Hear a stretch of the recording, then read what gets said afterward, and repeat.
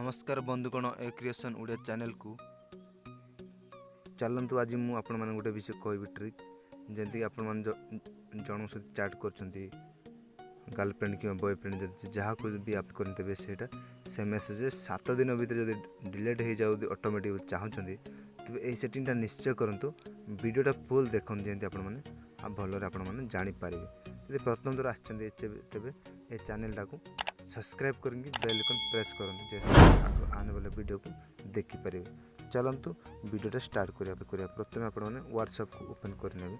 open कर सारापर आपण मैंने 3 डॉट को जी 3 डॉट को जी 3 डॉट दे 3 डॉट रे आपण क्लिक करने सॉरी एमती नहीं गोटे नंबर को आप देखी मुझे नंबर को मन कर से चाहूँ नंबरटा देखो ए नंबर को जब मुझे चाहूँ से प्रकार करने 7 दिन भितर जोटा चैट कर नंबरटा डिलीट हो जाओ तेज ए नंबरटा मुझे ओपन करने ओपन कर सारापर कौन करेंगे 3 डॉट जा सारापर आपण मैंने 3 डॉट क्लिक करने क्लिक कर सारापर ऑप्शन आसची देखो व्यू कंटाक्ट मैंने सेलेक्ट कर ने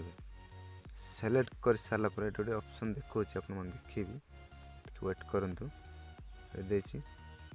डिसअपियरिंग मैसेज लिखाई ऑफ लिखाई आप क्लिक करने देखते दुईटा ऑप्शन देती